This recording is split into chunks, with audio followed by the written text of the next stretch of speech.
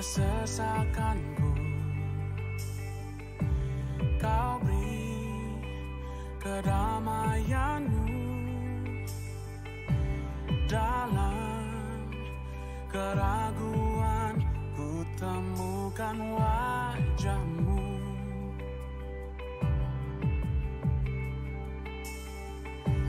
Karena pengorbananmu, kau jadikanku baru. Sungguh ku terkagum, amanku di dalam-Mu, Yesus. Kau membuatku sesuai rencana-Mu. Kau memegang setiap musim hidupku. Ku serahkan semua kekhawatiranku. Ku milik-Mu.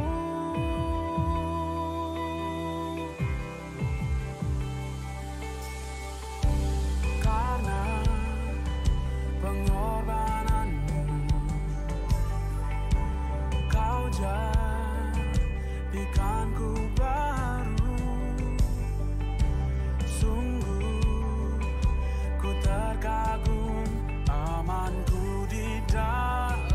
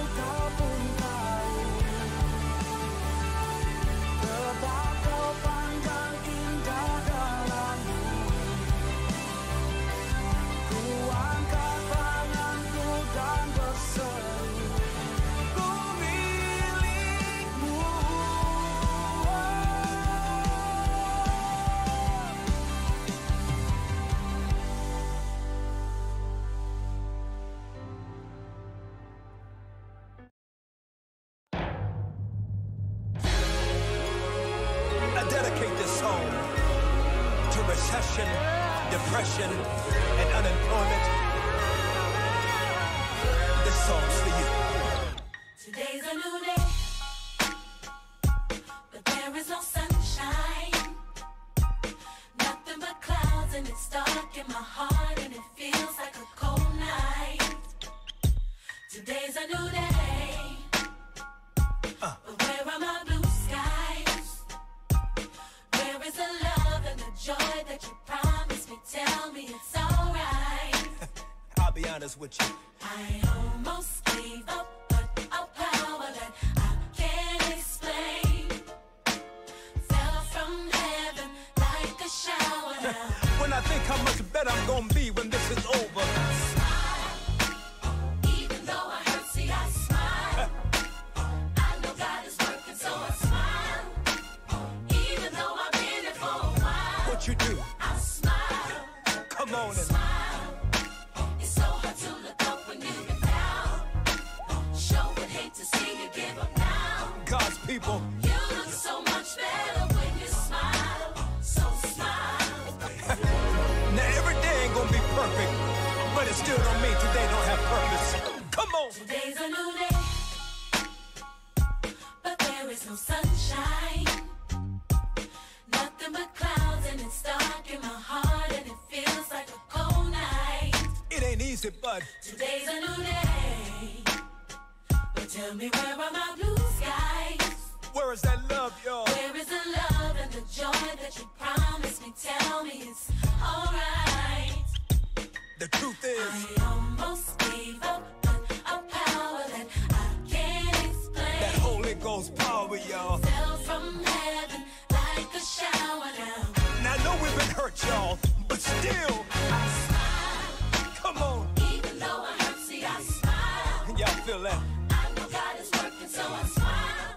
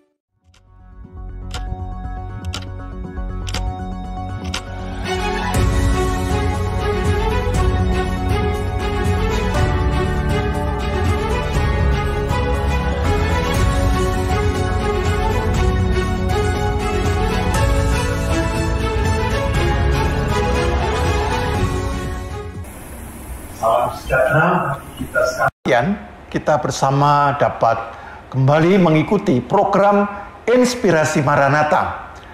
Program Inspirasi Maranatha merupakan program yang lahir dari hasil pengkajian atau riset dari para dosen UK Maranatha, dan riset ini adalah dalam rangka juga memberikan pengabdian kepada masyarakat.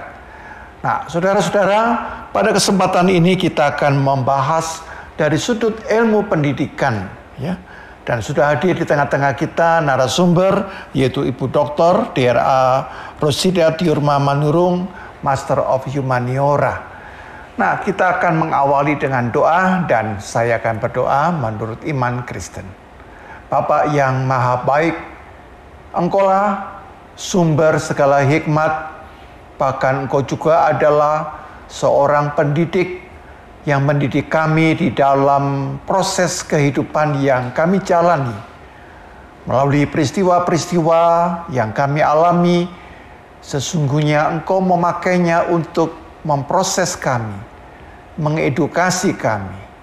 Oleh karena itu Bapak, kami sangat bersyukur bahwa kami juga dapat belajar di dalam kehidupan kami ilmu pendidikan. Dan pada kesempatan ini kami secara khusus mau belajar, mengulas satu nilai-nilai pendidikan yang sangat penting di dalam menghadapi perubahan, bahkan berada di era yang baru, masyarakat 5.0. Tuhan berkati percakapan kami, agar Tuhan sendiri yang campur tangan. Kami serahkan di dalam nama Tuhan Yesus Kristus. Amin. Amin. Nah, saudara-saudara, tema yang akan kita ulas adalah hasil tulisan jurnal dari Ibu Rosida Tiurma Manurung dengan topik pendidikan dengan perspektif memanusiakan manusia dalam era Society 5.0. Nah, kita ingin mengenal lebih dekat Ibu Rosida Tiurma Manurung. Silakan Ibu memperkenalkan diri. Salam sejahtera, saya Rosida Tiurma Manurung. Saya lulusan dari Universitas Padjadjaran Bandung, S1, S2, S3, bidang kajian utama saya linier, yaitu linguistik. Penelitian saya mengenai psikolinguistik, ya, jadi bahasa dalam psikologi atau psikologi dalam bahasa. Sejalan dengan unit kerja saya, yaitu Prodi Magister Psikologi Sains. Saya menjadi dosen tetap di Maranatha sejak tahun 1999 atau 23 tahun ya. Jalan 24 tahun menjadi dosen tetap. Saya sangat bersukacita dan senang mengajar di UK Maranatha karena saya bisa memberikan sedikit dari ilmu yang saya punya, dan saya juga turut serta untuk mencerdaskan bangsa. Ya. Inilah ya profil dari Bu Rosida ya, yang selalu antusias selama hampir 24 tahun ya berkarya. Nah, ini adalah hasil penelitian yang dilakukan Ibu Rosida. Ibu izinkan saya mengajukan beberapa pertanyaan ya, Bu Rosida. Silakan, ya. Pak Yohanes. Jadi kalau boleh Ibu ceritakan apa ya Bu yang menjadi latar belakang penulisan sehingga Ibu bikin topik, lalu juga ada ulasan pendidikan dengan perspektif memanusiakan manusia ya. Lalu disebutkan eranya dalam era ini ya, Society 5.0. Apa Ibu yang menjadi latar belakangnya itu? Jadi terjadi perubahan ya dari revolusi industri 4.0 ke era masyarakat 5.0 ya. Nah, era masyarakat 5.0 ini di dalamnya banyak tantangan, Pak. Jadi setiap tantangan dalam setiap era yang kita jalani itu tidak bisa dihindari, tetapi harus dihadapi. Jadi perubahan tersebut membawa perubahan ke konsep pendidikan. Jadi selama ini pendidikan stagnan. Jadi naradidik atau siswa atau mahasiswa tidak dimanusiakan. Jadi pendidikan berbasis ke manusia itu adalah pusatnya adalah manusia. Jadi tentu saja untuk supaya memiliki kompetensi kecakapan dalam era ini. Jadi ada 4 kecakapan yang harus dimiliki mahasiswa atau naradidik, ialah creativity, critical thinking, communication, dan collaboration. Nah, ini diperoleh jika guru atau dosen ya menerapkan pola atau konsep mengajar pembelajaran berbasis memanusiakan manusia. Jadi tentu saja kita harus mengelola semua skema pembelajaran dengan menempatkan siswa atau mahasiswa menjadi pusat. Itulah konsep utama mengapa saya memilih topik ini ya, karena pendidikan itu sangat penting. Karena pendidikan itu fondasi untuk suatu bangsa bisa kuat dan eksis. Begitu Pak Pendeta? Iya, terima kasih Bu. Jadi Ibu melihat bahwa ada 4 komponen besar ya Bu ya, yang penting sekali dilakukan di dalam perubahan-perubahan zaman ini, yaitu yang pertama adalah creativity, yang kedua adalah critical thinking, kemudian yang ketiga communication, dan yang keempat adalah collaboration ya Bu. Yeah. Nah, kalau boleh dijabarkan sedikit Bu, yang belum tentu pemirsa itu memahami apa tuh creativity, critical thinking itu apa, communication itu apa, collaboration itu apa, mungkin sedikit diuraikan Ibu. Untuk mendapat kompetensi yang C yang pertama ya, creativity, itu juga bukan hanya mahasiswanya Pak, dosennya juga harus memiliki keterampilan creativity. Jadi bagaimana kreatif mendesain pembelajaran sehingga menyenangkan, dan secara kreatif membuat bahan ajar, lalu membuat tugas-tugas yang memancing kreativitas mahasiswa. Jadi mahasiswa juga harus kreatif. Kreatif dalam arti kalau diberi topik misalnya oleh dosen untuk membuat laporan apa, kembangkan menurut kreativitas masing-masing sehingga ada keunikan dari hasil penelitian yang dilakukan mahasiswa. Untuk critical thinking, C yang kedua, berpikir kritis sangat penting. Karena apa? Ya, kita sebagai manusia, Anda sebagai mahasiswa, tentu melihat kenyataan di lapangan, terdapat permasalahan. Sebagai kalangan akademis, harus bisa menyelesaikan permasalahan. Untuk menyelesaikan permasalahan, perlu critical thinking. Bagaimana berpikir kritis, mencarikan solusi yang tepat untuk menyelesaikan masalah, dan menerapkan ilmu-ilmu yang sudah dipelajari di bangku perkuliahan.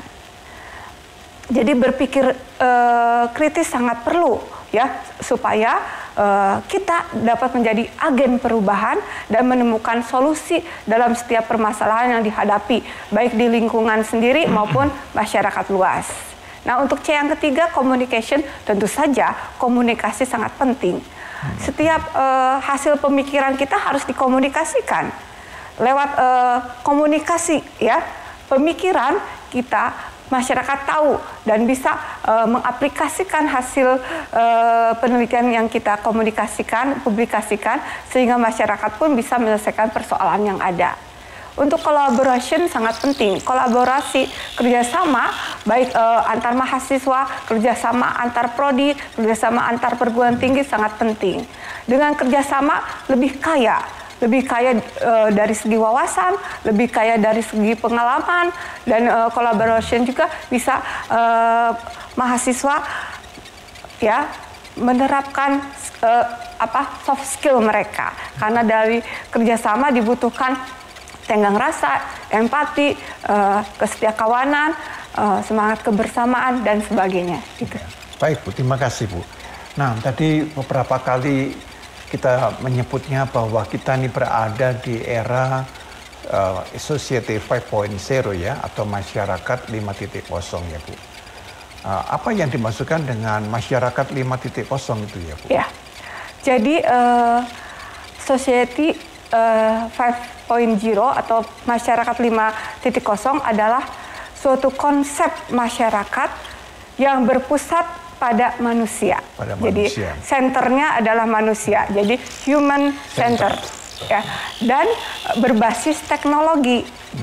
Jadi pusatnya manusia ditopang oleh teknologi. Jadi konsep ini lahir sebagai pengembangan revolusi industri 4.0 ya, yang dinilai berpotensi mendegradasi peran manusia. Jadi konsep ini lahir supaya pusatnya jadi manusia lagi. Dulu revolusi industri 4.0 itu mesin ya.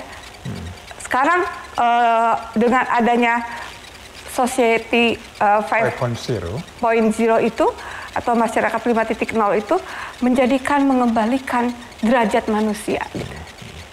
Ini sangat humanistik ya. Jadi konsep ini lahir karena melihat pengalaman terdahulu bahwa peran manusia ditiadakan. Atau kurang mendapat tempat. Iya, jadi mesin, jadi fokusnya mesin. Jadi bagaimana dalam masyarakat 5.0 ini manusia dimunculkan ke permukaan lagi, manusia dituntut menciptakan nilai-nilai baru dengan memanfaatkan teknologi. Ya, dan bagaimana kita dapat meminimalisasi kesenjangan ya pada manusia. Jadi di sini konsep ini sangat bagus sekali ya Pak ya, karena hakikat sebagai manusia ditonjolkan, derajat manusia diangkat, lalu sosok manusia diberi nilai lebih dibanding benda dan seterusnya.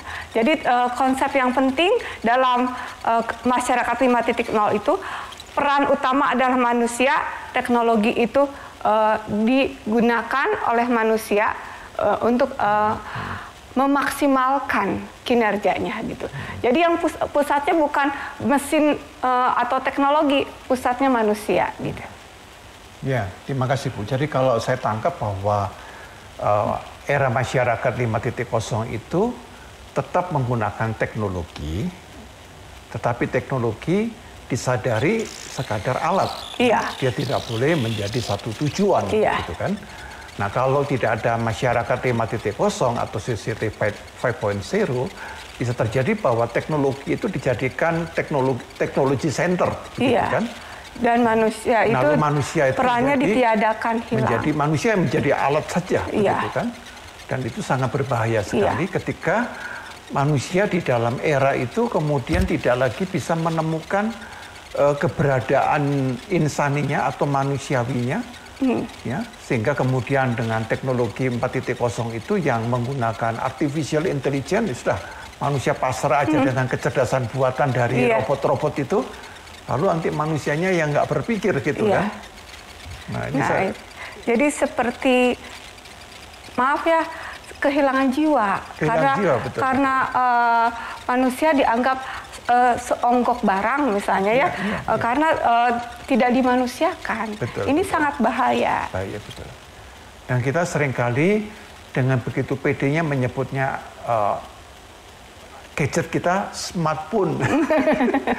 Sampai lupa bahwa sebenarnya yang penting adalah smart people gitu ya. Smart people yang menciptakan smartphone, jangan lupa ya. Tapi seringkali kan ini yang pintar, lalu kitanya yang penggunanya ya, jadi usernya aja gitu. Sebenarnya kita harus bangga menjadi manusia ya. Ya harus. Iya. Ya Bu, tapi saya melihat bahwa istilah Society 5.0 itu kan dari Perdana Menteri Jepang ya Bu ya. Ya, salah tahun 2019 ya Bu ya, masih baru ya kan. Baru 3 tahunan ya. Nah kalau saya lihat bahwa konteksnya Jepang, kalau pernah saya tengok begitu ya, itu memang mereka lebih siap ya secara teknologi, literasi tentang teknologi juga sudah merata, meluas ya.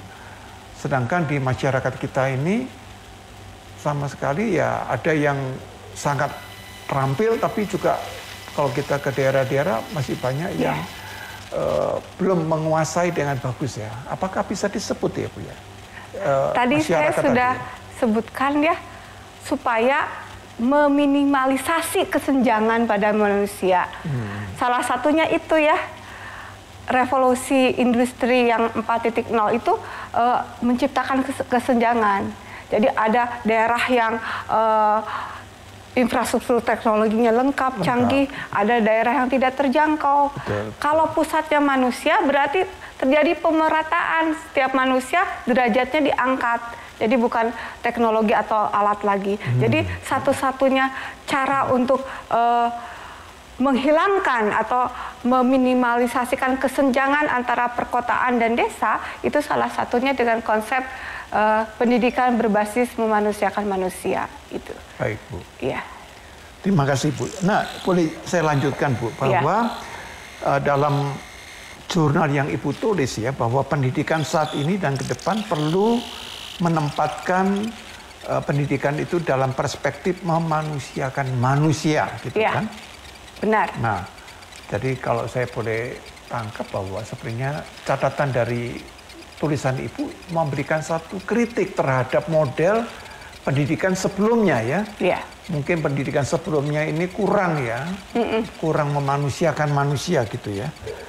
Nah, kira-kira bagaimana Bu, Ibu memberikan respon terhadap pernyataan pendidikan yang lalu itu kurang, lalu yang sekarang ini sedang bergerak atau berproses ke arah perspektif memanusiakan manusia itu, Bu? Ya, saya menulis penelitian ini juga memberikan kritik terhadap pola pendidikan yang lama ya Pak. Jadi karena pola pendidikan yang lama itu tidak menjadikan manusia sebagai subjek. Jadi sistem pendidikan era lama sangat terfokus kepada hasil bukan proses. Oh, yang penting hasilnya Ya. bagus ya. Nah, hal inilah yang membuat naradidik atau mahasiswa menjadi sangat lemah. Karena tidak melihat proses, padahal proses sangat penting. Ya, perkembangan mahasiswa dari segi berpikir kritis, kreativitas, inovasi, komunikasi dan kolaborasi yang tadi kita sebut 4C itu stagnan, tidak akan berkembang karena yang penting hasil, proses tidak dipandang. Ini sangat bahaya, Pak. Jadi buat apa nilainya bagus tapi ternyata praktik di dunia kerja tidak bisa apa-apa. Nah, ini sangat bahaya. Jadi di sininya juga guru atau dosen jadi kurang profesional ya karena terbelenggu oleh fokusnya hasil bukan proses. Jadi sebenarnya pembelajaran itu bukan hanya sekadar transfer pengetahuan ya, melainkan di dalamnya harus ada kegiatan-kegiatan, aktivitas-aktivitas yang membangun pengetahuan naradidik mahasiswa berdasarkan potensi bakat yang dimilikinya.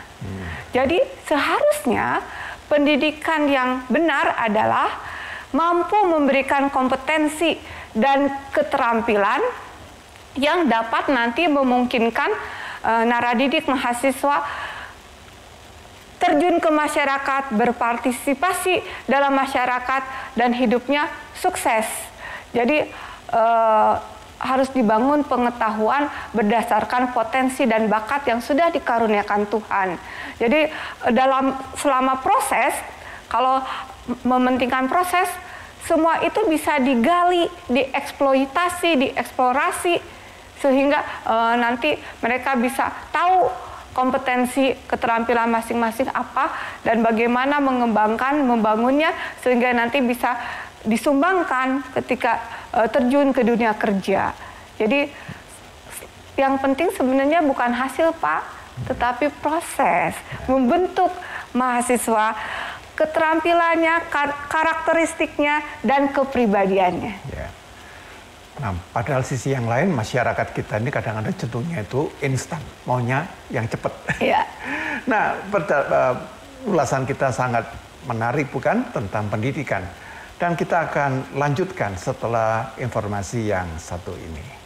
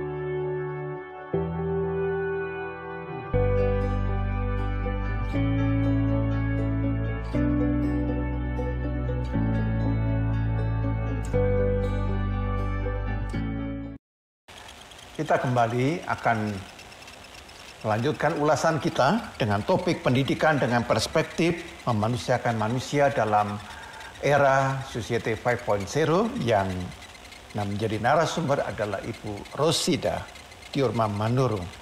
Nah, Ibu Rosida, tadi kita menyebutkan pendidikan memanusiakan manusia, Bu ya.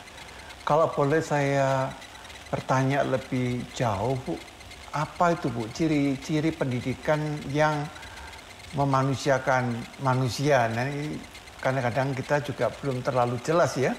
Iya. Pendidikan yang memanusiakan manusia itu ciri-cirinya tuh gimana itu ya? Nah, silakan Ibu, supaya kita juga akhirnya sadar dalam keluarga, bukan hanya di dalam kampus, bagaimana kita juga menerapkan pendidikan di keluarga yang memanusiakan orang gitu ya, memanusiakan anggota keluarga. Kalau di masyarakat juga sama, di sivitas akademika, di pendidikan juga sama. Silakan Ibu menyampaikan. Jadi ciri-ciri pendidikan berbasis memanusiakan manusia ya Pak Pendeta.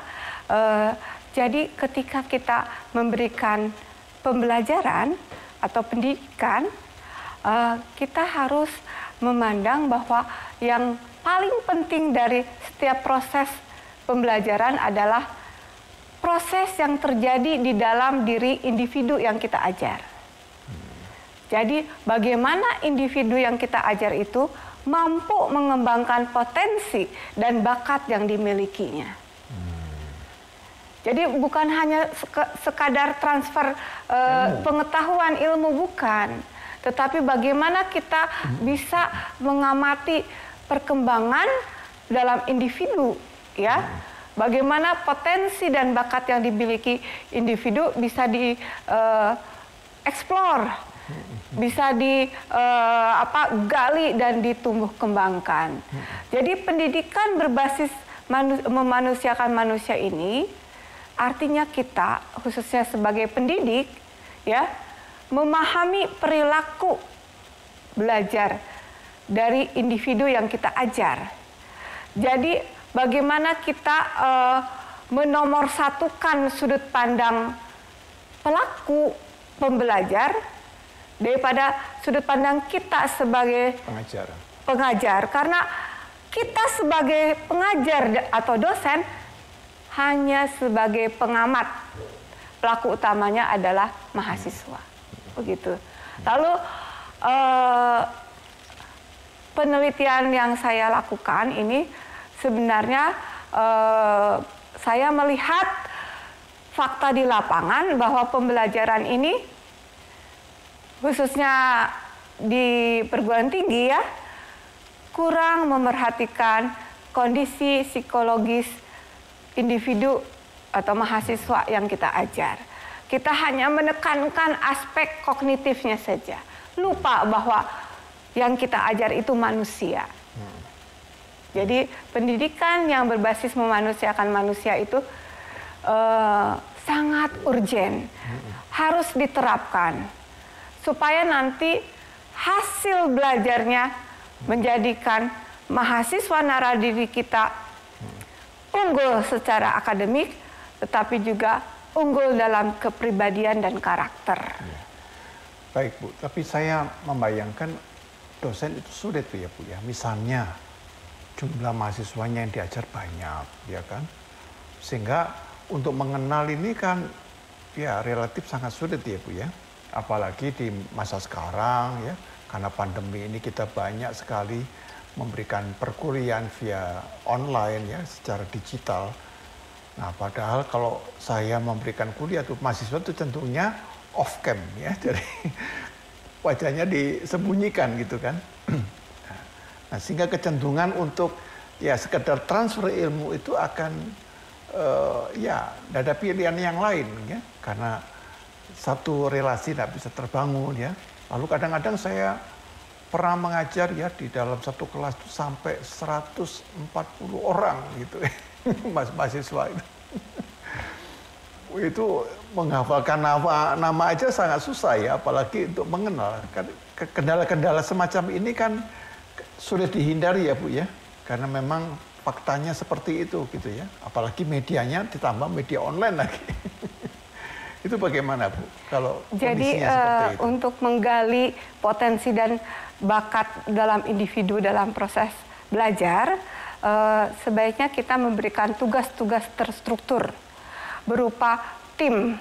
Nah, untuk karena kelasnya besar berupa tim, nah di situ berkolaborasi. Jadi di sini ketika diberi tugas selalu berbasis kasus. Yes. Dengan berbasis kasus, mahasiswa terpaksa ya berpikir kritis, menemukan jalan keluar, memberikan alternatif penyelesaian masalah, dan menemukan solusi. Dalam berbasis kasus juga mungkin bisa luarannya berupa produk ya yang bisa digunakan masyarakat untuk meningkatkan perekonomian. Jadi kreativitas dalam tugas-tugas terstruktur berupa kelompok itu sangat bagus ya, karena dengan kolaborasi dengan tim itu mereka juga secara karakter juga mengalami perkembangan ke arah yang lebih baik. Bagaimana bisa mengemukakan pendapat dengan santun, bagaimana bisa menerima perbedaan pendapat, bagaimana juga mereka bisa tenggang rasa, empati, semangat kebersamaan, gotong royong. Nah, jadi bagaimana untuk menghadapi kelas besar dengan metode pembelajaran daring, kita bisa memberikan proyek-proyek atau tugas-tugas yang berbasis kasus secara kelompok, begitu Pak? Ya. Ya memang kalau kita lihat bahwa arah yang semacam ini juga digarisbawahi oleh pemerintah ya Bu, Yeah. Yaitu bahwa pemerintah supaya mengingatkan supaya setiap pendidikan, setiap universitas, setiap fakultas memperhatikan project base gitu. Kemudian yang kedua adalah case study gitu kan. Jadi baik itu kelompok besar, kelompok kecil, sekarang ini sudah terbiasa dengan menggunakan membuat proyek gitu kan, atau menyelesaikan masalah dari satu kasus begitu ya. Baik Ibu, terima kasih. Nah, kalau saya lihat di dalam ulasan yang Ibu sampaikan, menyebutkan bahwa pendidikan dengan perspektif yang memanusiakan manusia itu berkaitan dengan kesehatan mental. Ya. Ya mungkin dalam hal ini karena Bu Rusida juga berada di Fakultas Psikologi ya, jadi mencoba menggabungkan ya masalah-masalah pendidikan dengan psikologi tadi Ibu menyebutkan ya, bahwa ada kaitannya antara pendidikan dengan psikologi atau psikologi dalam pendidikan atau sebaliknya ya. Tapi mungkin lebih khusus lagi adalah kaitan dengan kesehatan mental. Ya. Apa yang Ibu maksudkan dengan kesehatan mental ini? Jadi kesehatan mental begini Pak, jika kita tidak menerapkan pendidikan berbasis memanusiakan manusia, nanti ketika belajar ya, naradidik itu bebannya jadi terlalu banyak ya. Karena kita kan berfokusnya kepada hasil, jadi beban belajar sangat tinggi ya. Kemudian dalam mata-mata kuliahnya juga mungkin jadi terlalu banyak. Lalu ada misalnya kasus ada full day school ya Pak ya.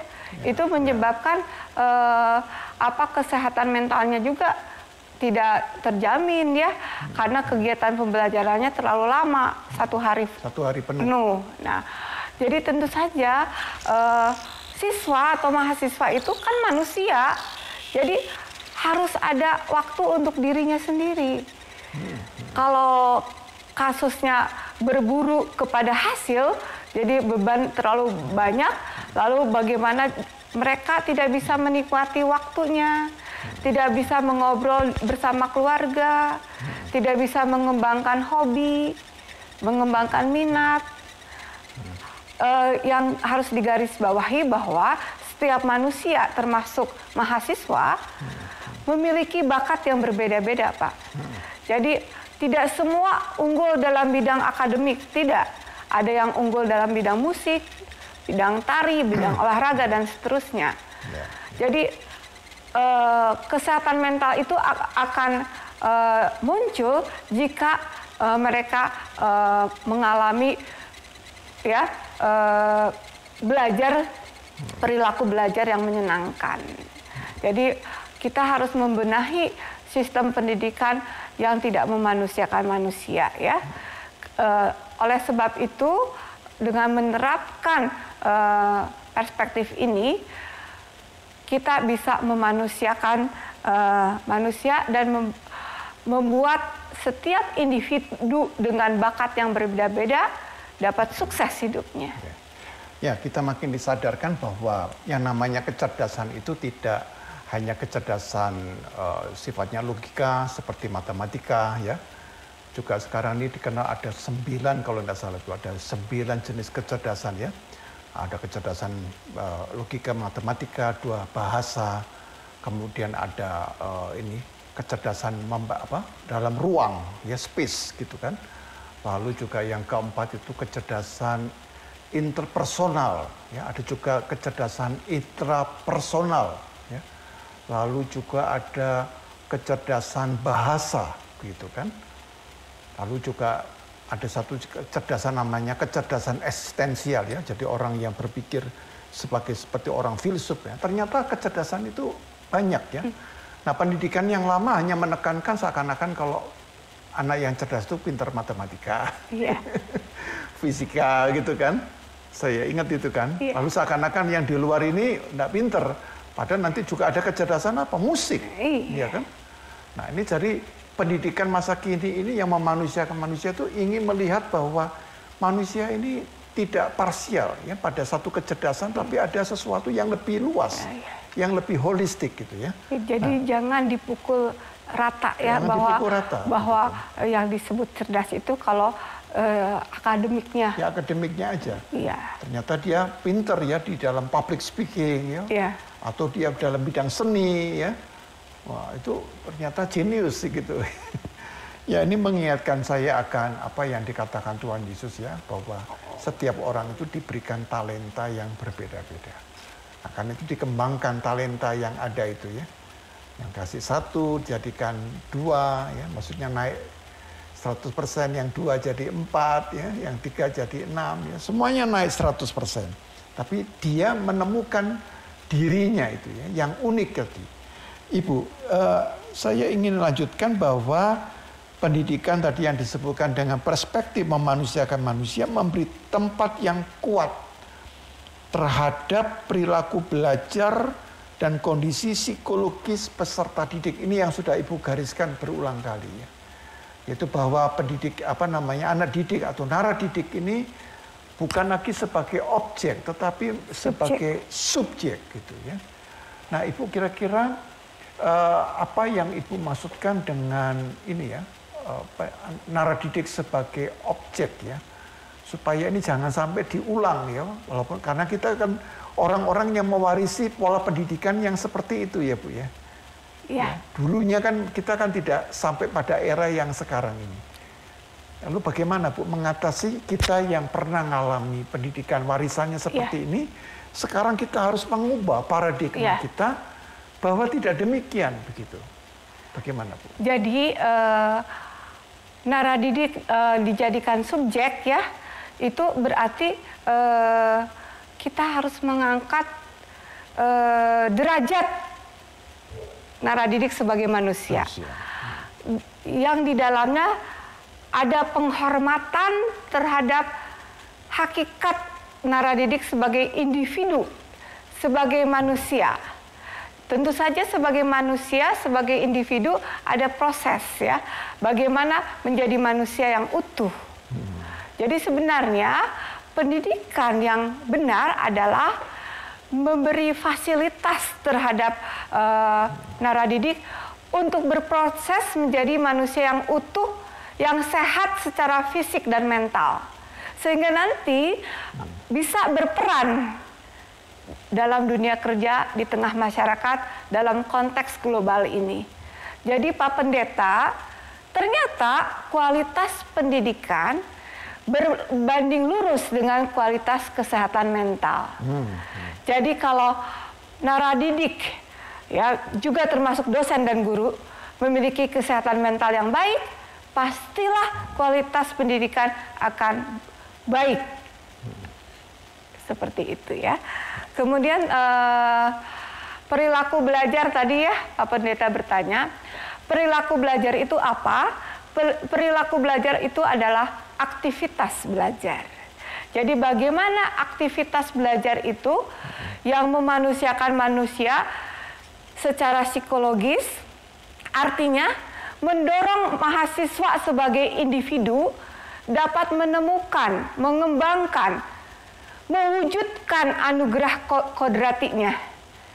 Walaupun memiliki dimensi yang berbeda-beda, ya, tetapi nanti menjadi satu seperti Pak Pendeta bicarakan tadi bahwa holistik, ya. Holistik. Jadi bagaimana tubuh, jiwa, pikiran, perasaan menjadi satu, ya, lalu diimplementasikan dalam hal bertindak dan berefleksi misalnya. Jadi perilaku belajar itu khususnya yang memanusiakan manusia, artinya pendidikan harus mampu memberikan ruang untuk naradidik atau mahasiswa bisa mengembangkan dimensi kemanusiaannya, bisa diberikan ruang kebebasan, dan juga bisa difasilitasi ruang-ruang untuk berefleksi. Itu perilaku belajar yang sesuai dengan perspektif memanusiakan manusia. Kalau boleh saya tangkap, Bu, salah satunya adalah dalam era seperti ini, pendidikan yang memanusiakan manusia, naradidik atau anak didik mahasiswa, maka sebenarnya pada zaman sekarang ini sudah tidak tepat ada dosen atau pengajar yang disebutkan dosen killer. Ya, jadi dosen killer itu sudah tidak tempat, karena kalau dosen killer dia tidak bisa memberi ruang ya kepada anak didiknya, itu tidak bisa gitu. Karena dosen killer mahasiswa udah takut duluan, ya, jadi dia tidak bisa ada satu space ya di mana dia mengekspresikan ya kediriannya, keunikannya, kebebasannya atau pemikiran-pemikiran yang keluar dari yang biasanya ya out of the box-nya itu tidak keluar gitu. Nah, jadi karena itu kalau ada dosen yang menyebut dirinya ini dosen killer, jangan bangga sekarang. Yeah. Karena sekarang perspektifnya adalah naradidik ini yang justru yang menjadi poin penting gitu kan. Jadi human centered-nya itu pada naradidiknya, bukan kepada pendidiknya atau pengajarnya begitu. Betul Pak Pendeta, karena pada saat ini adalah era merdeka belajar ya. Jadi dosen, guru itu sebenarnya hanya tutor, pendamping. Nah, tutor ya. Jadi yang menjalankan semua adalah mahasiswa, naradidik. Kita hanya mendampingi saja. Jadi bukan satu arah lagi ya, ketika proses pembelajaran. Justru pusatnya adalah mahasiswa ya. Jadi dengan sistem ini naradidik memiliki kesempatan untuk melakukan aktivitas belajar yang sesuai dengan potensinya masing-masing. Kemudian juga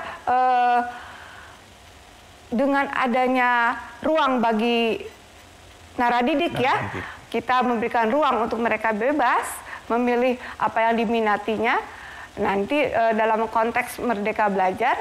Jadi mereka justru bisa memperoleh kompetensi yang kaya, yang beragam karena bebas memilih ya, seperti itu. Jadi tentu saja konsep memanusiakan manusia ini sangat relevan dengan era merdeka belajar. Ya. Terima kasih Bu Rosida, dan kita makin diperdalam ya dan diperluas wawasan kita tentang apa yang dimaksudkan dengan pendidikan dengan perspektif memanusiakan manusia di era masyarakat 5.0. Dan kita akan lanjutkan setelah informasi yang satu ini.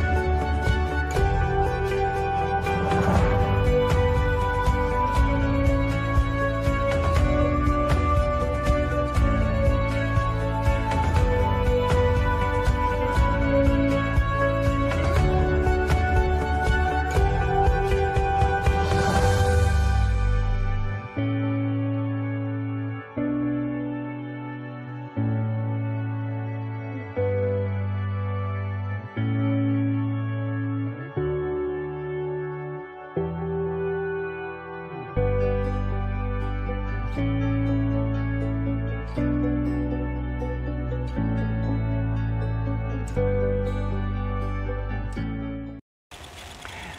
kita kembali ke segmen yang ketiga, segmen terakhir, di mana kita mengulas satu topik pendidikan dengan perspektif memanusiakan manusia dalam era Society 5.0 bersama narasumber kita Ibu Rosida Diorma Manurung. Nah, Ibu, izinkan saya melanjutkan pertanyaan ya, Bu ya, bahwa satu teorinya, prinsipnya itu sudah kuat ya, pada pendidikan itu harus memanusiakan manusia, lalu naradidik yaitu siswa ataupun mahasiswa menjadi pusatnya. Nah, tapi cita-cita atau arah semacam ini bisa terkendala ketika para pendidik yaitu dosen atau guru masih menggunakan paradigma yang lama. Ya. Jadi mereka masih bawa-bawa generasinya. Kalau baby boomer ya tetap bawa generasi baby boomer ya. Kalau mereka generasi X ya masih bawa pola berpikir generasi X. Padahal yang mereka hadapi ini adalah naradidik yang masuk generasi Z dan juga generasi Alpha. Jadi ini ada satu rentang yang cukup jauh. Lalu apa yang harus dilakukan oleh para dosen atau guru ya sebagai pendidik supaya mereka bisa membawa generasi Alpha atau generasi Z itu ke arah pendidikan yang membuat mereka menjadi lebih manusia, menjadi manusiawi gitu. Jadi perubahan paradigma ini apa yang harus dilakukan oleh para pendidik ya Bu ya? Jadi kalau dalam suatu institusi atau lembaga pendidikan perlu adanya penyamaan persepsi. Jadi bagaimana pola lama dosen yang sudah lama menjadi dosen, dosen yang senior gitu ya, dan guru yang senior itu disamakan persepsinya. Karena yang kita hadapi adalah naradidik dengan era yang baru. Jadi era lama harus ditinggalkan. Jadi bagaimana bisa menyamakan satu frekuensi, berarti guru dan dosen harus memutakhirkan diri. Caranya bagaimana? Rajin ikut BIMTEK, bimbingan teknis ya, yang diadakan oleh Dikti sering, oleh DSDI kalau di Maranatha. Jadi tentu saja dalam realisasi kinerja ada ya dosen, salah satunya adalah harus memenuhi ikut pelatihan. Kalau kami dosen tetap kan harus mengisi ya kinerjanya. Salah satu poinnya adalah harus ikut pelatihan. Jadi ikut pelatihan ini artinya dosen guru mau dengan penuh kesadaran untuk mengubah diri dan untuk memahami pembelajaran yang kontekstual dengan era ini. Jadi tentu saja wajib ya setiap semester ada BIMTEK dan pelatihan untuk dosen untuk mengupgrade diri ya. Kita tahu bahwa dosen atau guru itu agen pembelajaran. Ada beberapa ciri ya Pak Pendeta sebagai agen pembelajaran. Yang pertama, dosen harus menjadi fasilitator. Artinya harus bisa membantu ya, memudahkan naradidik belajar, memberdayakan naradidik. Jadi tadi dosen killer itu ke laut saja, berarti tidak membantu, tidak memudahkan, malah mempersulit. Jadi dalam era ini dosen killer dibuang ke laut saja, gitu ya. Lalu yang kedua adalah motivator.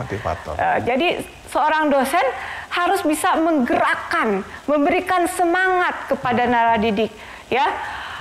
Berarti harus sebagai stimulus juga agar naradidik bisa membangun semangat belajarnya. Lalu yang ketiga, pemacu pembelajaran, ya, atau penghela pembelajaran. Artinya apa? Dosen harus mengetahui kekuatan dan kelemahan mahasiswa. Mengapa harus tahu kekuatan dan kelemahan mahasiswa supaya dosen bisa membantu agar yang bersangkutan mengoptimalkan potensinya gitu. Kemudian sebagai agen pembelajaran, dosen harus menjadi perekayasa. Wow. Perekayasa artinya dapat mendesain, dapat menyempurnakan pembelajaran sesuai dengan kontekstual, sesuai dengan potensi naradidiknya, dan sesuai dengan kebutuhan dunia kerja, sesuai dengan kebutuhan masyarakat. Ini perekayasa. Jadi ternyata banyak sekali hal-hal yang harus dilakukan dosen pada era masyarakat 5.0 ini. Lalu yang selanjutnya ada inspirator. Inspirator. Jadi dosen harus memberi inspirasi kepada mahasiswa. Lalu harus menjadi perintis pemrakarsa. Kemudian dosen juga harus menjadi kreator. Ya, Pencipta, gitu. Pencipta.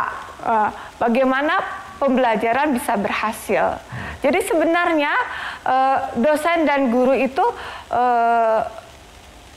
sangat mempengaruhi ya bagaimana proses belajar berhasil atau tidak. Walaupun kita hanya tutor, tetapi kita harus menjadi tutor yang qualified, ya. Bagaimana yang kaya pengalaman, kaya wawasan, kaya ilmu, dan tentu saja memiliki kepedulian, empati yang tinggi. Saya bayangkan bahwa apa yang Bu sampaikan itu bisa menakuti pemirsa. Waktu itu jadi dosen atau jadi guru itu susah sekali gitu kan. Rasanya berat sekali kan, ada banyak kriteria kan. Dari inspirator, jadi motivator, jadi penghela, menjadi pemakrasa, menjadi creator. Waduh, rasanya kok menjadi takut ya. Tapi kalau saya boleh tangkap Bu, memang menjadi guru atau dosen itu merupakan panggilan. Ya. Kalau orang tidak terpanggil, tidak bisa Bu ya. Ya. Jadi ini panggilan yang istimewa gitu. Calling ya. Calling, ada calling ya. Ya. Dalam iman Kristen itu ada calling. Calling. Gitu ya. Jadi panggilan siapa? Panggilannya Tuhan gitu. Karena dia punya panggilan, maka dia akan tergerak ya. Perubahan itu bukan karena, sorry saya sebutkan, ikut bimbingan teknis atau macam-macam, tapi memang dia tergerak untuk memang berproses mengubah diri gitu kan. Iya. Kalau dia hanya ikut tapi dia mau mengubah, ya tetap aja dia hanya rajin mengisi pelatihan-pelatihan diikuti, tapi sebenarnya paradigmanya yang lama ini tidak berubah gitu kan. Jadi di dalam calling ini ada self transform. Jadi self mentransformasi diri sendiri gitu. Dan dia otomatis jiwanya tuh selalu terbuka. Kalau saya tangkap demikian ya Bu ya. Jadi seorang dosen itu tidak boleh jiwanya kaku gitu ya. Kalau sudah punya A ya sudah pegangannya A gitu kan. Tapi dia mau ya dibentuk seperti lempung ya, tanah liat. Ya Ibu, terima kasih. Nah, saya ingin lanjutkan bahwa tadi Ibu menyebutkan bahwa pendidikan masa kini ini apakah itu kelompok besar khususnya, apakah kelompok kecil, perlu ada project based ya. Tadi sudah kita utarakan ada case study ya Bu ya. Tapi mungkin ada baiknya Ibu menjelaskan kepada pemirsa ya, keunggulan dari project based ataupun case study ya, supaya sekarang ternyata anak saya kuliah itu tidak hanya menerima kuliah dari dosennya atau baca buku, tapi kok ada tugas-tugas ya. Nah ini mungkin menyadarkan bahwa pentingnya pendidikan di perguruan tinggi. Jangan sampai ada orang tua, yang penting anak saya bisa kerja, saya kursuskan. Nah ternyata apa yang tidak ada di dalam kursus yaitu tidak ada ini model-model pendidikan yang Ibu sebutkan tadi, ada project based, ada case study, dan itu merupakan nilai unggul dari perguruan tinggi. Silakan Bu Rusida. Jadi bagaimana praktik sesungguhnya implementasi studi kasus yang diterapkan dalam pembelajaran ya, dalam pendidikan berbasis memanusiakan manusia. Jadi pembelajaran berbasis kasus ternyata memberikan kesempatan kepada para mahasiswa untuk belajar memecahkan masalah, mengenal dan mengidentifikasikan isu-isu terkini juga bisa melihat dan mendeskripsikan fenomena kejadian yang ada di sekitarnya. Deskripsi kasus ya. Ya, jadi mahasiswa dilatih untuk memberikan suatu keputusan terhadap suatu kasus, dilatih untuk membuat solusi yang tepat. Jadi dengan pemberian kasus kepada mahasiswa, memungkinkan mahasiswa secara konseptual bisa menghayati dan memahami terhadap apa permasalahan yang ada, ya. Kemudian kita tahu kasus itu nyata, ada di lapangan. Jadi tentu saja kasus yang diberikan itu tentu saja sifatnya kontekstual, sesuai dengan konteks. Sehingga para mahasiswa dapat mengonstruksi pengalaman yang dimilikinya. Kemudian dengan adanya studi kasus, para mahasiswa bertanggung jawab atas dirinya sendiri. Para mahasiswa dilatih untuk bertanggung jawab terhadap pembelajaran mereka sendiri. Karena studi kasus kan kita membiarkan mahasiswa terjun ke lapangan, mengobservasi fenomena yang mengandung permasalahan, melihat kasus-kasus secara kontekstual, faktual, dan mereka terpaksa dilatih untuk mengambil keputusan terhadap kasus itu dan memberikan solusi yang tepat agar kasus tersebut bisa diselesaikan. Jadi mahasiswa harus dipancing dengan kasus-kasus karena kasus sifatnya real. Real. Ya, itu. Real, faktual ya. Yang dijumpai dalam hidup sehari-hari. Karena nanti kalau mahasiswa itu lulus, mereka akan berhadapan bukan dengan teori, berhadapan dengan kasus ya, dengan satu peristiwa begitu kan. Nah, karena itu mengapa case study dan juga project based itu menjadi satu media yang sangat sangat dibutuhkan di dalam proses seluruh prodi ya, seluruh ilmu bahkan ya. Tidak boleh ilmu yang mengabaikan sisi ini begitu. Nah, Ibu ada pertanyaan yang terakhir Bu ya, jadi bahwa pada masa kini ini di samping ada project base, ada case study, tapi juga kita ini harus bisa melakukan kolaborasi. Ya, jadi kolaborasi dalam mata kuliah yang bahkan lintas prodi kan. Bahkan pemerintah juga mencanangkan ya MBKM ya, Merdeka Belajar Kampus Merdeka ya. Ini satu perspektif baru ya, mungkin pemirsa tidak terlalu menyadari bahwa universitas ini sekarang sudah mentransformasi dirinya menjadi universitas yang tidak hanya belajar di kampusnya gitu. Bahkan tidak hanya belajar orang di prodinya atau di fakultasnya. Tapi orang bisa belajar itu bahkan dianjurkan harusnya. Berapa SKS nanti Ibu sebutkan itu MBKM. Itu harus mengambil mata kuliah lintas prodi ya Bu ya. Yang tentunya harus sesuai dengan minat atau bakatnya begitu kan. Silakan Ibu. Jadi dalam era Merdeka Belajar ada mata kuliah kolaboratif lintas prodi. Pak Pendeta, mata kuliah kolaboratif lintas prodi ini merupakan pembelajaran lintas disiplin. Ya, kemudian menerapkan pendekatan kolaboratif, kolektif, memanfaatkan ilmu pengetahuan teknologi dan adanya pemahaman sistem yang lebih kompleks ya. Jadi mata kuliah kolaboratif ini misalnya nama mata kuliahnya teh herbal misalnya ya. Di dalamnya ada dari segi kesehatan, fakultas kedokteran ya, dosen fakultas kedokteran.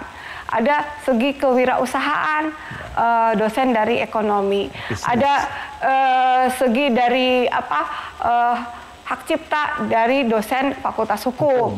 Jadi seperti itu contohnya. Nah, manfaatnya apa adanya mata kuliah kolaboratif lintas prodi? Manfaatnya untuk mahasiswa jadi dapat memperoleh pengalaman belajar dan merasakan atmosfer yang berbeda, ya. atmosfer akademik ya yang berbeda di luar prodinya. Ya, betul. Bahkan di luar perguruan tinggi kalau kita lintas perguruan tinggi. Dan jadi untuk program studi prodi juga sangat penting Pak Pendeta. Mengapa? Karena program studi memperoleh pengalaman bagaimana mengembangkan program pembelajaran kolaboratif ini dan partisipatif ini untuk meningkatkan kualitas pembelajaran dan kualitas lulusan sesuai dengan profil prodi gitu. Jadi tentu saja ini sangat menarik. Dan kini di UK Maranatha sudah ada KKN tematik ya, bagaimana mahasiswa terjun ke desa ya, dari mulai bulan Juni sampai dengan Desember misalnya ya. Kemudian mereka bisa memperoleh 20 SKS transfer. 20 SKS sangat lumayan ya, mendorong mahasiswa cepat lulus. Jadi pelaksanaan kolaboratif ini sangat baik, pendidikan berbasis kolaboratif. Ya. Jadi ini satu kabar baik ya, bahwa di dalam program MBKM ya, Merdeka Belajar Kampus Merdeka ini, misalnya orang yang kuliah di Maranatha diberikan kesempatan juga misalnya 20 SKS ya Bu ya. Iya. Lalu misalnya di Universitas X gitu ya. Lalu ada di sana. Nah, memang dimungkinkan bahkan harus dibuka ya kan. Iya. Ini peraturan pemerintah. Sebaliknya yang di Universitas X ini juga bisa belajar di Universitas Maranatha karena di sini ada satu prodi yang sangat khusus gitu kan. Lalu di situ disinergikan antara ilmu ini gitu kan. Misalnya orang dari Fakultas Psikologi tapi juga ingin mengembangkan pengetahuannya dalam bidang bisnis misalnya gitu kan. Atau psikologi berkaitan dengan misalnya dokter misalnya. Kedokteran juga dia bisa ngobati secara medis tapi juga mengetahui dari sisi psikologi kan. Jadi menarik bahwa jadi lebih kaya. Lebih kaya. Nah, ini satu tantangan ya. Jadi membuka mata kita bahwa jangan menyerah anak-anak kita itu yang mau berpikir praktis, doronglah mereka untuk masuk di dalam perguruan tinggi karena perguruan tinggi menyediakan itu ya. Ini satu revolusi yang luar biasa dalam dunia pendidikan. Nah, Ibu, kita sudah berada di sesi yang terakhir itu. Silakan Bu Rosida menyampaikan satu closing statement bagi para pemirsa. Silakan Ibu. Baiklah Pak Pendeta.